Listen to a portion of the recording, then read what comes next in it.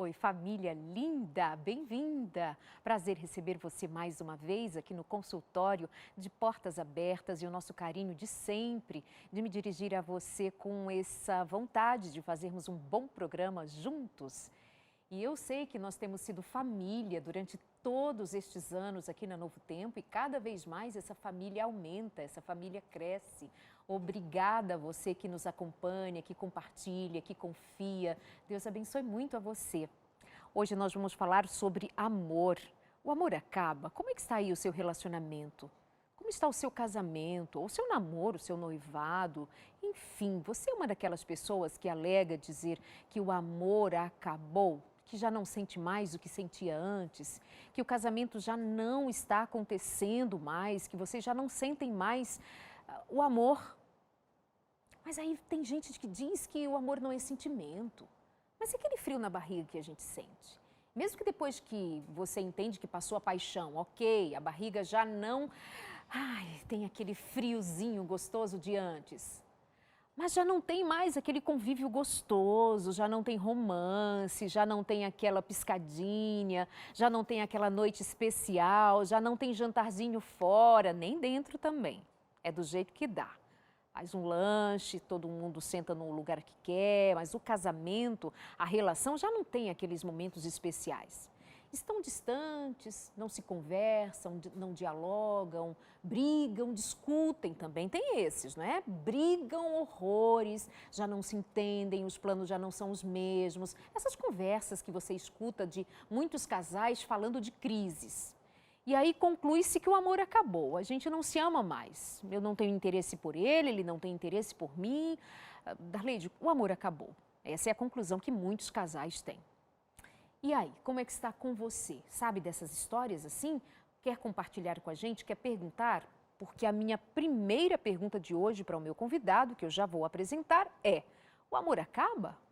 Se eu olho para a Bíblia diz que o amor jamais acaba. Outra hora a Bíblia vai dizer que o amor esfria. Aí eu olho para o seu casamento e você me conta que aí o negócio já esfriou tanto que acabou. E aí, o que a gente faz? O amor aí no seu casamento está acabando ou acabou, o que a gente faz? E agora? Vem com a gente aqui no nosso consultório de hoje, mande a sua pergunta, pensa o quê? Quer dizer o quê? Fala com a gente nas nossas redes sociais, estamos te esperando, aparece aí no seu vídeo, Instagram, Facebook, estamos ao vivo no Facebook também, produção. Sim, Israel, muito obrigada. Então vai lá no nosso Face também para comentar, pode ser o nosso Instagram também que aparece aí no seu vídeo. Meu convidado de hoje esteve aqui com a gente no mês de dezembro. Vocês amaram quem assistiu aquele programa falando sobre como saber a vontade de Deus. Volta aqui com a gente hoje, pastor Robson Aleixo. Bem-vindo, tudo bom? Muito obrigado, estou bem, que bom estar aqui. É um prazer, uma alegria voltar. Muito obrigada. Já jogo a pergunta para você. O que dizer sobre o amor? Ele acaba? Quando é que o amor acaba? O amor esfria? Como que ele esfria? Como fazer a diferença entre uma coisa e outra? Você jogou a pergunta? Você jogou umas 7 perguntas. Fique à vontade para desenvolver uma tese. Ok. Sabe que falar de amor é um desafio. Sim. Porque é uma palavra que sofre ressignificações sistemáticas ao longo da história. Qual palavra pode competir com amor quando se fala de tantos novos significados que ele foi adquirindo? E quando a gente fala de amor, muitas vezes nós estamos falando de um gosto profundo, a gente fala de paixão falando de amor, se fala de sexo falando de amor, se tenta vender falando de amor. Aliás, não creio que há um assunto mais falado pela humanidade do que amor. Então, isso gera um desafio para a gente definir amor. Quando a gente fala de amor, de fato, nós estamos falando necessariamente do quê? Aqui a gente vai falar de um amor bíblico, quando a Bíblia define amor, porque daí a gente fecha numa discussão. Para perguntar e para responder se o amor acaba ou não acaba, então a gente precisa pensar o que é de fato amor. E a primeira coisa que precisamos saber e falar é que o amor não é de fato um sentimento. Mas isso não significa que ele não vai provocar sentimentos. Então, quem ama pode ficar enfurecido? Sim, porque quem ama de verdade tem fúria quando vê tudo que acontece contra o objeto do seu amor. Deus ama e a ira de Deus está diretamente relacionada com o seu amor. Quem ama se entristece, porque Você é afetado com todas as agruras que o objeto do seu amor passa. Então ele vai provocar tristezas. O amor provoca sentimentos. E aí por isso ele passa a ser, às vezes, confundido com os sentimentos, mas ele não é. Mas talvez o ponto central para a gente responder a pergunta sobre o amor acaba é que o amor não é um sentimento, mas ele não tem o ser humano como fonte. Isso é primordial para a gente entender. Um texto clássico da Bíblia, bem conhecido, que é Gálatas capítulo 5, verso 22. Mas o fruto do Espírito é amor. Então ele nasce de uma árvore aqui chamada de Espírito. É o Espírito que produz amor. Eu não produzo, eu recebo. Eu sou um receptáculo do amor, eu sou um canal do amor. Então a minha escolha não é se eu vou amar ou não amar, mas se eu vou ser um canal que receba o amor ou não. Então, quando eu entendo que amor não é autoproduzido, algumas outras respostas começam a ficar mais claras. Qual é o espírito que produz amor, senão o espírito de Deus? Porque Deus é amor. Deus é amor. Então ele é a nossa fonte, ele transmite o seu amor via o Espírito Santo que está em nós, ou deva estar em nós, deseja estar em nós. Esse é o ponto de partida para nós entendermos o que vai ser dito a respeito do amor ao longo do programa, a partir da fonte. Exatamente. Eu entendendo o que é amor, que eu não produzo amor, e entendendo também que Deus é. Quando se pergunta para Deus qualquer um dos seus atributos, ele não fala que tem. Ele não diz que tem vida. Ele é a vida. Portanto, separar-se dele é morrer. Eu sou o caminho, eu sou a verdade, eu sou a ressurreição. Aquele que não ama não conhece a Deus, porque Deus é amor. Portanto, ele não apenas é a fonte, mas ele é a fonte que só se faz manifestar pela sua presença. Deus não envia amor para nós. Ele é o amor em nós. Portanto, se o Espírito Santo não habita, não há amor. Isso é gravíssimo. Isso é muito grave. Muito grave. Se então eu digo que o meu amor acabou a respeito de um determinado objeto, supondo que essa inexistência foi conferida, de fato eu digo não tenho amor, não sinto amor, meu amor acabou, meu casamento acabou por falta de amor, eu estou dizendo ausência de Deus, ausência do Espírito de Deus, isso é grave. Isso é sério. Se o amor acabou, é porque a vida acabou. Deus não concebe uma vida sem amor. Conte-me mais sobre isso, pastor. Isso é interessante, importantíssimo mesmo, grave, porque primeiro, que vamos pensar sobre amor. Quando a Bíblia fala de amor, ele não fala que Deus é um amor e ele se diferencia nas suas manifestações. Porque muitas vezes nós estamos falando das manifestações dela dentro dos aspectos sociais da vida. Parece um absurdo, mas não é pensar que o amor que eu sinto pelo cão e que eu sinto pelo filho é o mesmo. Mas é o mesmo. É que o formato que ele adquire na nossa vida, pactualmente falando, é diferente. O amor que eu tenho pelo inimigo e que eu tenho pela esposa é o mesmo. É que o relacionamento com o inimigo e o relacionamento com a esposa exigem outros pactos sociais e com outras exigências. Jesus colocou em xeque o amor preferencial. E isso acreditando que alguém ama o amigo, né? Exatamente. Mas quando alguém chegou para Jesus e falou assim, Jesus, eu amo o amigo, mas odeio o inimigo. Ele fala, não. Não é assim. Porque amor não existe entre você e alguém. O amor existe entre você e eu. Então, eu sou e me torno um ser que amo. E se você se torna um ser que ama, você vai amar quem está na sua frente. Quando se vê um samaritano na frente, ele vai ser amado.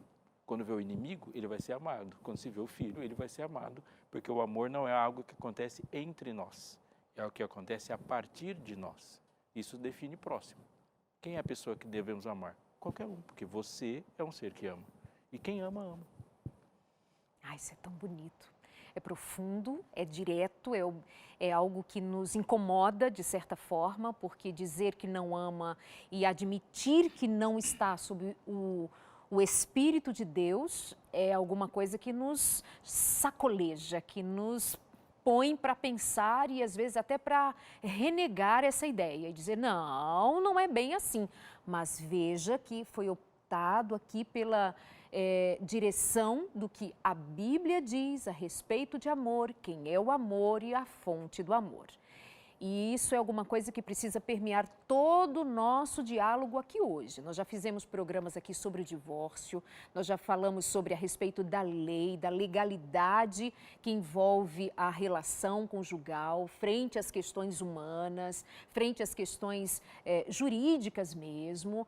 Você sabe que nós não somos favoráveis a que se mantenham relações abusivas, ofensivas, deprimentes, que tiram do ser humano a dignidade deste ser humano. Você sabe que nós não tratamos de casamento sem antes considerar a vida, mas hoje nós estamos especialmente fazendo aquele grupo de pessoas que tem repetidas vezes dito: meu amor acabou, eu já não estou mais casado ou casada porque meu amor acabou. Ou o marido que chegou para a esposa e vice-versa, e vocês nos contaram essas histórias ao longo dos programas todos que fazemos aqui, desse tempo que estamos juntos, dizendo: Darleide, meu marido pediu divórcio, pediu um tempo, pediu para sair de casa, ou a esposa que disse a mesma coisa, porque disse que não sabe mais se ama, não sabe mais se tem sentimentos amorosos por mim.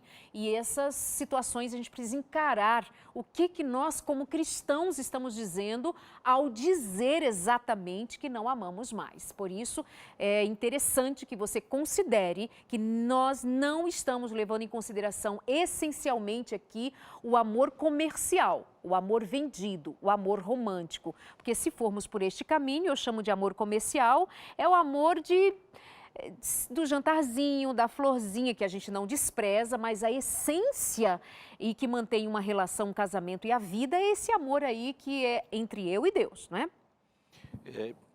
No finalzinho do capítulo 17 do João, Jesus fala uma frase que ela é pesada, ela é provocativa. Terminando a oração, ele diz assim: a fim de que o amor com que me amaste esteja neles, e eu neles esteja. Todo amor tem uma única fonte, é Deus. Quando eu me desligo dessa fonte que é Deus e que começa a aparecer por muitas convenções, é um egoísmo altamente sofisticado. E quando nós sofisticamos e colocamos inteligência no nosso egoísmo, ele pode até parecer amor, quando o meu critério de amor é baixo. Então, mas ele é preferência, ele exige troca.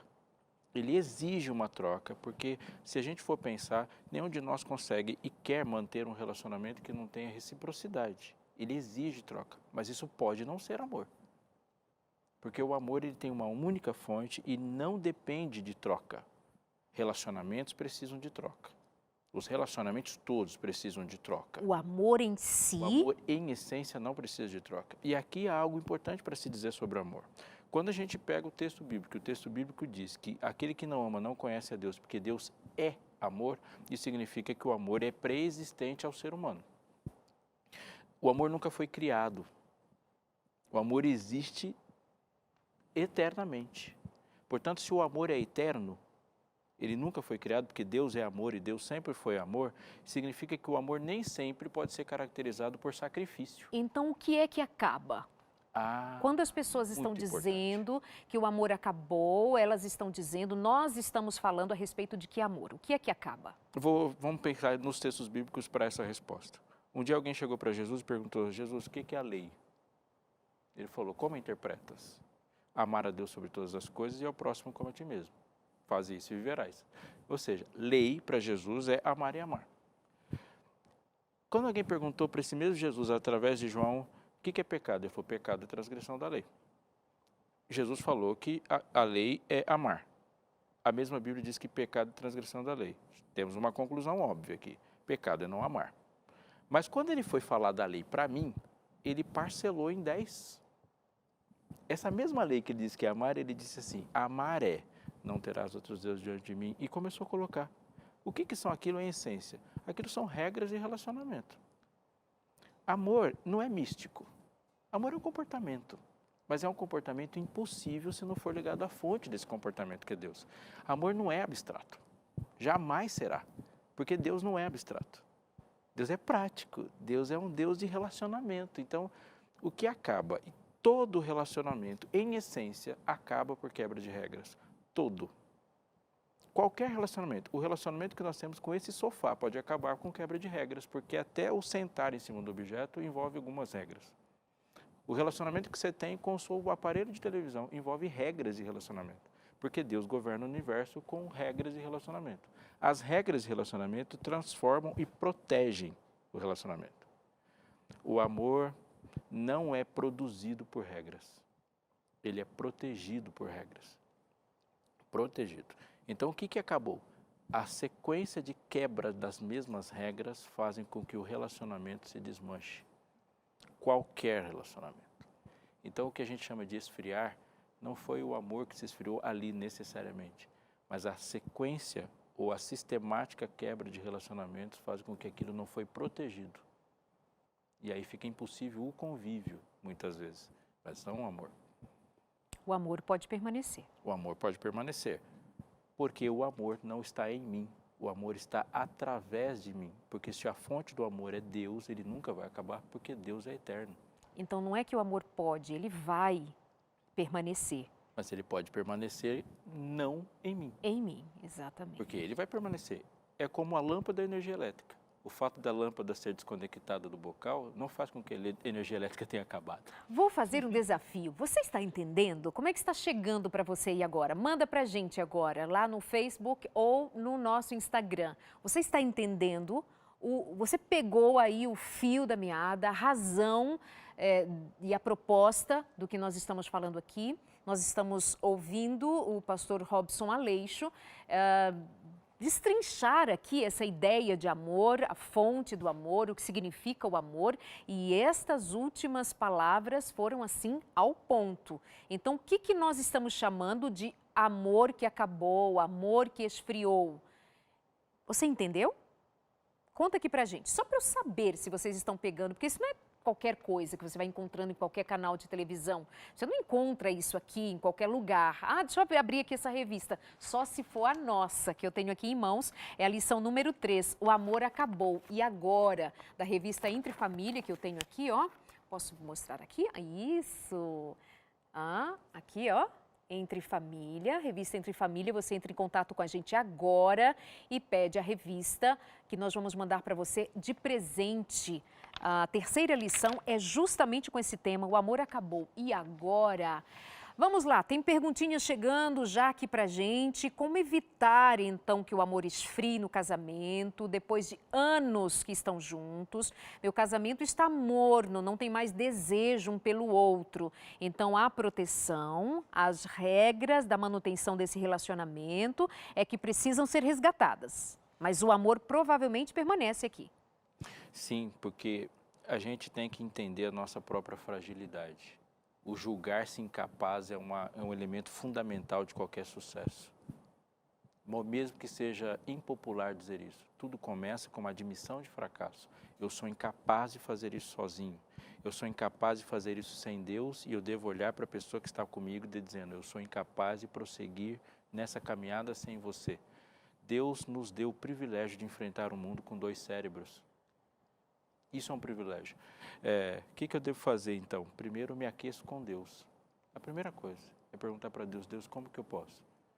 O que eu não estou fazendo? Pedir essa clareza para Deus. Deus é a fonte do amor. Deus é a fonte. Então, se a minha conexão com Deus aumenta, Ele me dá uma iluminação para saber o que fazer com o que eu faço com o próximo. Se Ele disse que é possível amar o inimigo, é possível amar o cônjuge.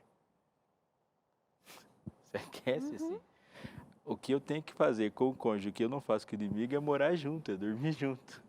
Mas vamos pensar na lógica disso? Não é muito mais fácil aquecer um relacionamento do qual você conhece os detalhes? É muito melhor. Se eu me propor ao desafio que eu já me propus quando eu não conhecia aquela pessoa, agora é mais fácil. É mais fácil jogar num campo que você conhece. Muito mais. Muito mais tranquilo. A Matiasi diz assim, então se não acaba, por que se casam outra vez? No caso, então, estão enganando a si e ao novo parceiro? Essas são as confusões humanas, né? São as distorções, são as encrencas nas quais nós nos envolvemos por conta do pecado. Mas, Robson, então, se não acaba, por que casam de novo com outro parceiro depois de ter identificado que não se amavam mais? No caso, estão enganando a si próprio e ao outro? Vamos pensar no que está por trás disso. Porque se eu pensar que amor é uma coisa que existe entre eu e uma pessoa, uma viuvez é uma condenação de infelicidade perpétua. Porque a pessoa se torna incapaz de amar qualquer outra pessoa, não é assim? Eu sou capaz de amar em Cristo e você também qualquer pessoa. O que você tem com esta pessoa que você casou é um pacto de lealdade, de fidelidade, de cumplicidade. Isso se tem que ter. E essa cumplicidade, essa lealdade, esse cuidado, essa entrega, essa intimidade que se tem com essa pessoa e não outra, é que mantém viva essa chama. Então, se pode se casar com uma outra pessoa, é possível casar com uma outra pessoa e amar uma outra pessoa. O que não se pode é ter uma pessoa e esses pactos todos de cumplicidade, de lealdade, de fidelidade, de intimidade, de entrega, que se faz exclusivamente a alguém, perder-se. Isso tem que ser mantido o tempo todo. Não é o amor apenas, é o amor neste formato. É a prática, é o amor praticado. O amor é um comportamento. E esse tipo de comportamento se manifesta na complexidade de muitas relações sociais. Muitas. E no casamento do qual estou falando, ele exige comportamentos específicos. Eu lembro aqui daquele filme já bem antigo, chamado Prova de Fogo, que foi livro também, tinha um material para estudos, material para o próprio casal, um projeto muito bonito. E, de fato, a proposta ali é demonstrar como a prática do amor resgataria o tal sentimento, o tal desejo, a tal vontade de estar juntos. Quando ele fez uma sequência de atitudes, de atividades que dizia para o outro, no caso o marido dizendo para a esposa, que ele a amava por meio de gestos, de atitudes. Então essa é a questão, esse é o ponto aqui. Amores que se esfriam porque a prática desse amor se esfriou. Lembro que a palavra de Deus diz lá em Apocalipse para voltar ao primeiro amor, porque foi esquecido o primeiro amor. E todo mundo sabe que no primeiro amor a gente pratica esse amor. A gente se arruma, a gente diz coisas bonitas, a gente escuta coisas bonitas, a gente se envolve, a gente se entrega, a gente tem ali a nossa energia canalizada para fazer o outro acreditar que a gente ama.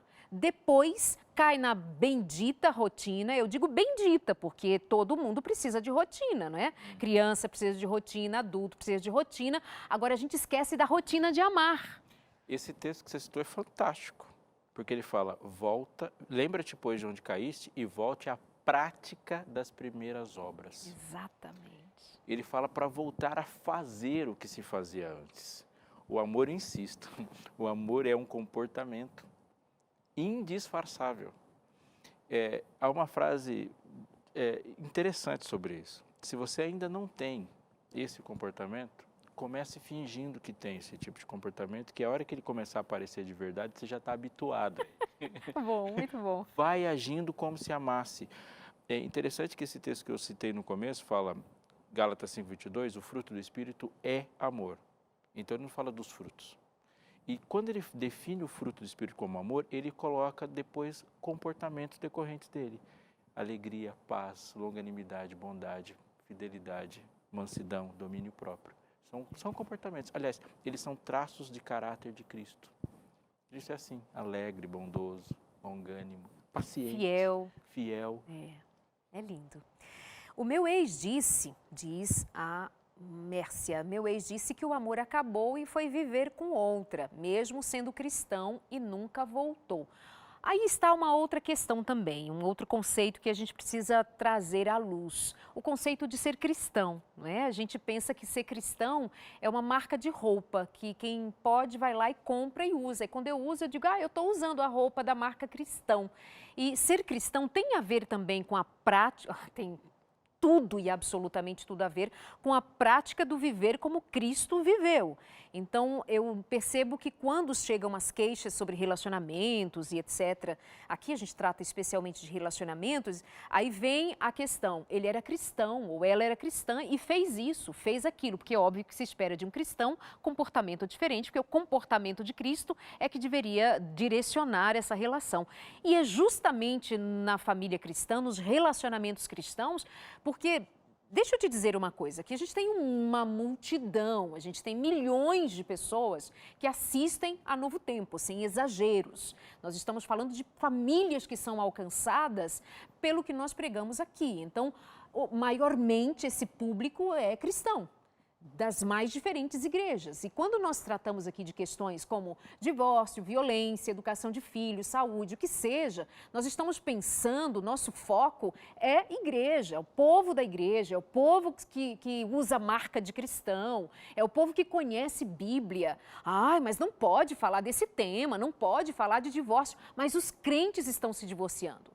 Ah, mas não deveria falar de infidelidade desse jeito, porque afinal de contas, nós cristãos, os cristãos estão usando roupa com a marca de cristão, mas o comportamento está fugindo da realidade que se espera. Deixa eu dizer uma coisa para vocês, estou ao lado de um pastor e ele vai confirmar isso, que é assim...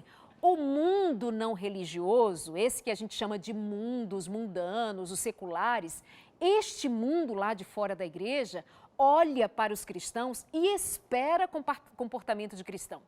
Espera atitude de cristão. E não está errado não, porque Jesus deixou o cristão para ser realmente luz do mundo, sal da terra. Se a gente não tem sido luz do mundo, sal da terra, responsabilidade nossa, ou falta de responsabilidade nossa com o chamado que Deus nos fez. Mas isso aqui de traição, casamento e toda essa bagunça que a gente faz, aí vem lá o traço. Ah, mas era cristão. Cristão erra, cristão peca, mas cristão se arrepende e volta. Não deveria ser, então... diferente essa nossa prática? Bom, nós vamos para o intervalo rapidinho. Já me disseram, gente, devolver a palavra, porque eu sei que vinha aí um negócio bom demais, mas é logo depois do intervalo, porque já voou o primeiro bloco. Até já!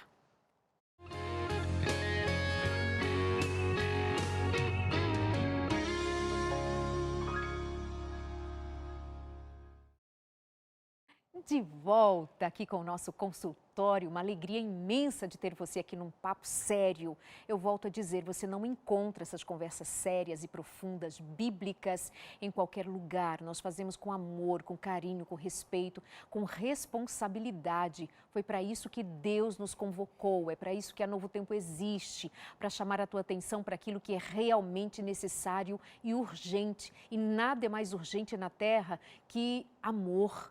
Você pensa que é a vacina, você pensa que é dinheiro, comida, justamente tudo isso está ligado à necessidade de amar incondicionalmente. Isso não vem de nós, é dom de Deus.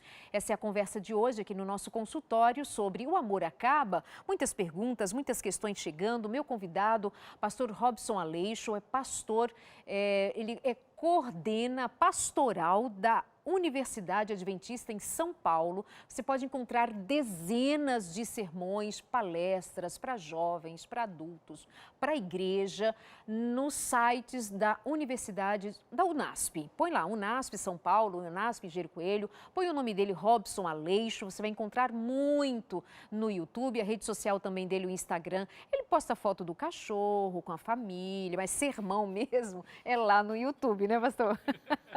Cadê o abraço para a esposa, para as filhas? Eu queria aproveitar e mandar Vai um lá. abraço para a Luciana, minha esposa, as minhas filhas, Alice e a Ayla, e para toda a equipe da Pastoral do NASP São Paulo, que é uma equipe 10. Muito bom. Eu já absorvi a dica, dá para colocar algumas coisas no Instagram também.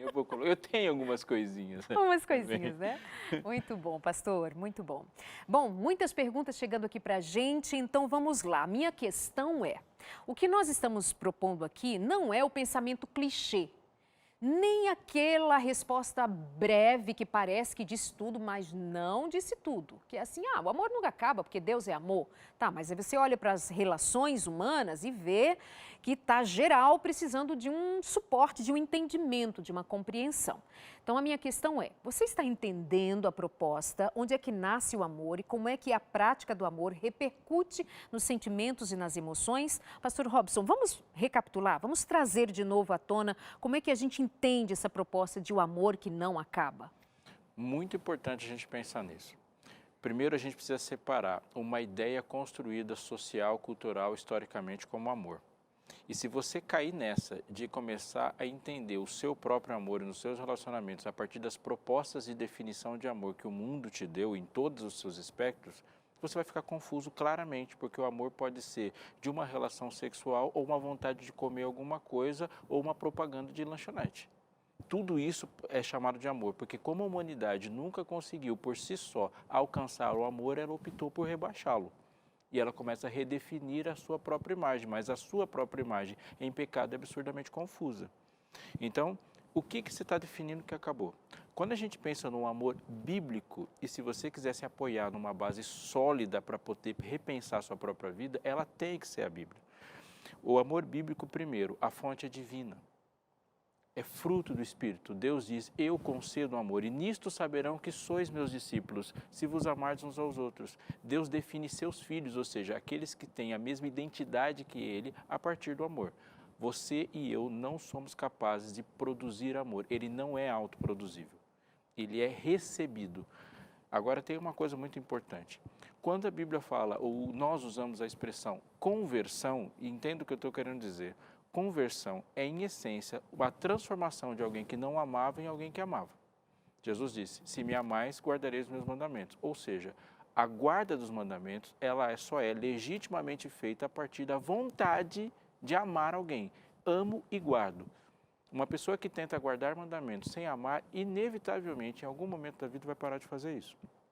Quando eu guardo os mandamentos devido ao amor, isso conecta, isso estabelece uma relação. Mas tem uma historinha boa para contar sobre isso, para ilustrar. Um homem chamado Adão, no momento fatídico da vida dele, e que foi fatídico para a humanidade toda, olhou e do ponto que ele estava, ele viu a esposa dele chegando com o fruto na mão. E naquele momento a cabeça dele se encheu de um pensamento, vou comer o fruto ou não? O pensamento dele é, eu amo essa mulher e não quero que ela morra, eu não quero viver sozinho. E comeu o fruto. E comeu o fruto pensando no amor por ela. Instantes depois aparece Jesus e diz assim, Adão, o que você fez? Ele falou, eu? Eu não, a mulher. Num instante, o amor por ela fala assim, vou morrer com ela. No segundo instante, pós-fruto, ele fala, que isso? Foi ela, a culpa é dela, e colocou ela na frente da morte. O que Adão não tinha percebido é que a fonte do amor dele por ela dependia de não comer o fruto. Porque no momento que ele comeu o fruto, a fonte do amor secou. Ou seja, não era ele que amava Eva, era Deus que amava Eva através dele. Então, o amor não acaba. Às vezes as pessoas podem perguntar assim, se acabou porque nunca foi amor. Não, poderia ter sido amor sim. O que acabou foi a conexão com a fonte de amor. Nós somos vasos rachados, todos nós. Então, por que os casais cristãos estão deixando de amar um ao outro? Porque ser cristão não é ser desumanizado. Eu gosto de uma expressão que Paulo usa, o amor é um tesouro e nós somos vasos de barro. O invólucro do amor é imperfeito. Então, por exemplo, eu posso ter em mim o amor perfeito de Deus, mas ainda eu tenho algumas falas grosseiras. Por quê? Porque esse vaso que eu sou é imperfeito nas construções sociais da vida, psíquicas da vida, biológicas da vida. E ela vai em constante aperfeiçoamento. Em algum momento, esse aperfeiçoamento vai tomando cada vez mais forma. Como esse aperfeiçoamento? Esse aperfeiçoamento é aprender a se importar com o outro. Eu vou dar um exemplo bem prático. Eu não me importo de chegar em casa e deixar o sapato do lado da cama. Isso para mim não é razão para acabar com o relacionamento.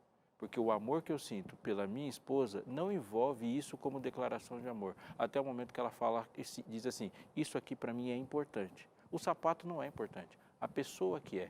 Naquele momento eu aprendi que tem uma regrinha naquele relacionamento que dá um recado para a pessoa. Ao tirar o sapato, eu estou dizendo, eu me importo com você. Não é com o sapato. Isso é um aperfeiçoamento constante. Você aprende a fazer o bem para o outro, ao conhecer o outro, e as regras vão se tornando cada vez melhores, mais sofisticadas. E quando esse outro te exige demais? É o sapato, é a toalha, é a comida, é a sua aparência, é o que você faz, é para onde você vai, as amizades que você tem, quando te sufoca, quando rouba de você a sua capacidade de pensar. Como é que lida? Como é que o amor se comporta nesse ambiente sabe, Tóxico. que é tóxico? Obrigada. É interessante, isso é muito importante e tremendamente complexo. Complexo. Porque como é que o amor se comporta? O amor se comporta amando, ele se comporta reagindo. Mas o amor não exige uma anulação do próprio ser, porque é no ser que se ama. O amor não é um perfume que se espalha no ar. O amor ocupa este corpo. O amor age a partir destas mãos. O amor reage e se comunica a partir dessa boca, dessa voz. Quando se destrói o ser, não há espaço para isso. É como voar. Você quer ajudar os outros, coloca a máscara primeiro em você. Ama teu próximo como a ti mesmo. Depois ele diz, ama teu próximo como eu o amei. Se eu perder a referência, eu não sei o que é isso. Eu sou um ser que amo. Se eu não for mais um ser, não há espaço para esse amor ocupar. Existem exigências que pessoas não têm o direito de fazer. E eu vou dizer uma coisa aqui que é profunda, quando eu estou aceitando todas as exigências, sem nenhum critério ou parâmetro de saber de que hora que as exigências param, isso é idolatria. Porque tem algumas coisas que só Deus pode falar. Deus diz assim, você precisa ser transformado na sua personalidade. E eu falo, eu não consigo. Ele fala, eu vou transformar você. Seres humanos não têm alguns direitos, não. Eles não podem. Então, eu estou me relacionando com uma pessoa que está se portando como Deus diante de mim. E esse relacionamento precisa ser limitado, porque senão nem a outra pessoa vai conseguir aprender a amar se a gente não impor os limites que formam para ele, didaticamente, o que é o amor. Nós fazemos assim com nossos filhos. Nossas crianças vêm e se relacionam conosco de forma egoísta mesmo. Crianças são egoístas porque são seres humanos. E elas aprendem a olhar os pais como uma fonte de bem-estar, uma fonte de prazer, uma provisão apenas da vida, até que em algum momento eles têm que ver os pais como pessoas. A minha filhinha chega para mim e fala, pai, eu quero. Eu digo, não. Por quê? Porque eu não quero.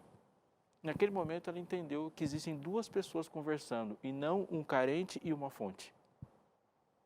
São pessoas. E por quê? Mas assim, parece ditatorial? Não, não é ditatorial. Eu estou me definindo como ser, como uma pessoa na frente dela. Porque senão ela não consegue ver isso. Então, a gente entende muito rapidamente que nós somos mal formados, mal ensinados, mal instruídos, mal construídos no conceito do amor. A principal referência que nós temos de amor, que é o amor comercial, é a partir, por exemplo, de novelas e filmes. Há trabalhos acadêmicos, há teses que demonstram o impacto do conceito de amor que os filmes e as novelas vendem. E quando muitas vezes nós estamos pautados nesse tipo de amor, nós estamos em busca só de comportamentos e demonstrações que, no final das contas, não sustentam verdadeiros relacionamentos com vistas para a eternidade. O amor de novela que você procura, o amor de filme, e eu costumo dizer, especialmente para mulheres que são mais românticas muitas vezes, que não assistam filmes românticos quando o casamento delas não estão bem. Porque você vai desejar algo de filme, algo roteirizado, algo planejado e que não condiz com a realidade prática, porque nem os atores de Hollywood, eles mantêm casamentos longos e você sabe bem disso. Porque tem muita coisa envolvida com o amor. Quando nós estamos propondo falar de amor, nós precisamos nos pautar no verdadeiro amor. E o amor envolve sacrifício, não envolve? Palavra-chave. E a pergunta é sacrifício do quê? Boa. O amor envolve sacrifícios? Sim, o amor envolve sacrifícios. E o primeiro e principal sacrifício que se tem ao amor é o sacrifício do orgulho. Se o orgulho não for sacrificado, ele vai ocupar tanto espaço que essa planta amor não tem nenhum momento e não tem nenhuma perspectiva de crescimento, ela vai ser sufocada. O amor envolve o sacrifício do ego, ele não envolve o sacrifício da personalidade, no sentido de que eu vou me anular como ser, como um filho de Deus. Eu não me descaracterizo como filho de Deus, muito pelo contrário. Eu apareço mais ainda caracterizado como filho de Deus quando estou amando. Mas o ego, o orgulho, o sentimento de exaltação própria, ele é sacrificado. E se esse sacrifício não acontecer, não há continuidade. Eu tenho que viver para o outro. E a lógica do outro, ela é a lógica do amor. Amor é a lógica do outro. A definição de paraíso é o lugar onde o outro está presente nas decisões. O que é o céu? O céu é um lugar onde você vai amar radicalmente todo mundo e todo mundo vai amar radicalmente você. O resto disso é ornamentação. É verdade. Porque rua de ouro, rios de cristal, com ódio é inferno. É infernal viver num lugar assim. Uhum. Mas se você for para um lugar simples, onde o amor é vivido radicalmente, esse lugar é o paraíso. Então, o que está faltando nas relações, basicamente? O que está faltando em nós, no nosso convívio, os nossos casamentos? Por que as nossas relações estão frágeis, estão tão fracas e estão a ponto de acabar? Os casamentos parece que não se demoram, as pessoas estão impacientes. O que está acontecendo com esse ser humano que conhece a Deus, conhece Bíblia muitas vezes, entende que o amor é fundamental para viver, que é o que mais se fala de amor? Mas nós continuamos orgulhosos, duros, nós somos e vivemos hoje um tempo de muito estímulo dos prazeres, sem limites. Então, se o cara tem vontade de ficar com aquela moça, a mulher quer experimentar uma aventura, porque tudo contribui a que ela pense ou ele pense. Precisa aproveitar a vida, aproveitar o sexo, aproveitar as aventuras. Hoje eu passei por uma entrevista em que o rapaz dizia assim, mas que coisa difícil ficar uma vida casada, fazer sexo sempre com a mesma pessoa, que coisa chata, isso deve ser muito chato. E ele é casado, então assim, esperando eu, pensando, meu Deus, a esposa desse homem deve achar, ela deve levar isso na brincadeira, não é possível. Mas esse mundo não contribui para que a gente seja humilde, para que a gente seja fiel, para que a gente seja cuidadoso, amoroso, não contribui, pastor. Não contribui, mas tem uma coisa aí, o mundo não funciona. E amor é funcional. Você citou algumas, nas suas citações, quando falou de romantismo, o romantismo, ele faz parte da experiência humana. Mas vamos pensar qual é a função do romantismo. É impossível ser romântico sem ser inteligente ou criativo. O romantismo é uma demonstração, uma sinalização de que você é capaz de prover segurança.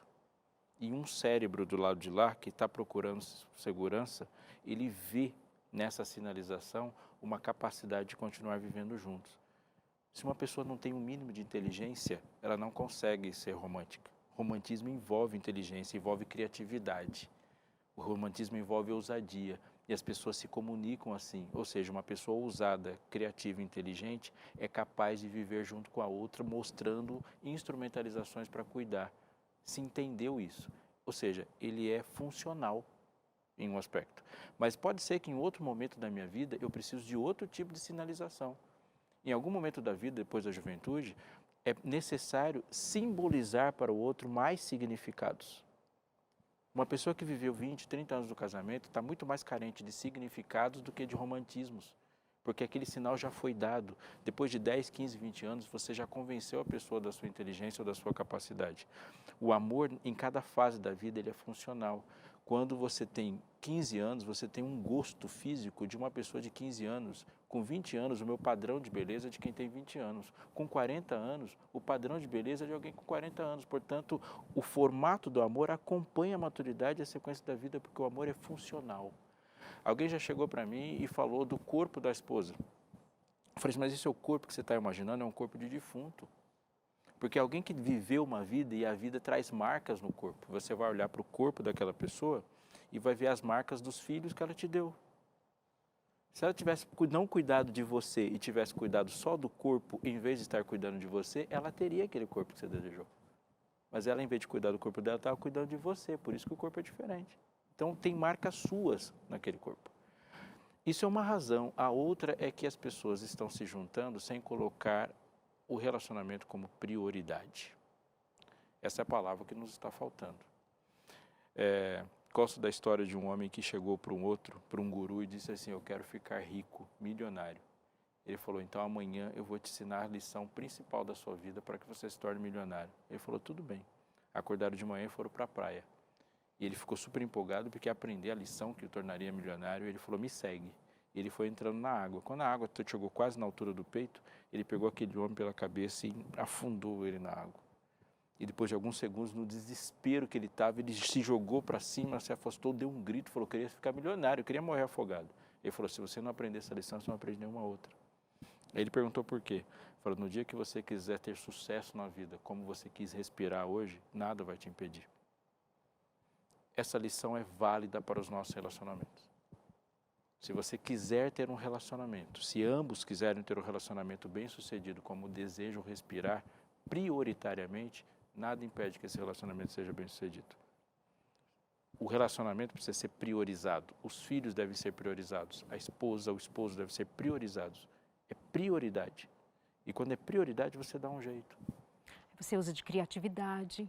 Sim. Você usa o seu tempo, a sua dedicação. Sua comunicação é precisa. Suas capacidades, suas habilidades dedicadas ao outro, que é como nós fizemos lá num primeiro momento, quando nós conquistamos a atenção do outro.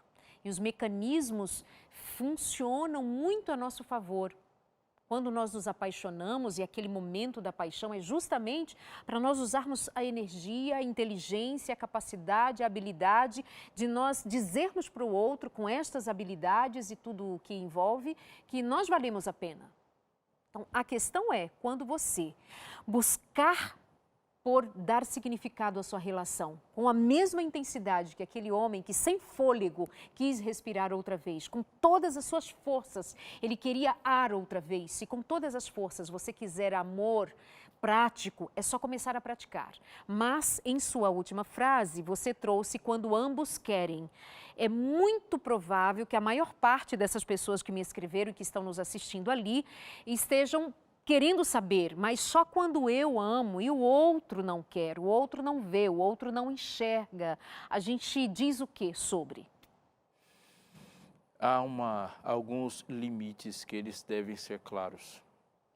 E o limite é: qual é o ponto onde eu deixo de ser eu? Desse ponto não se passa. O ponto da integralidade do ser humano, desse ponto não se passa, porque o ser integral, ele é divinamente criado. Então, você é propriedade do Senhor Jesus, que pagou um preço caro pela sua integralidade.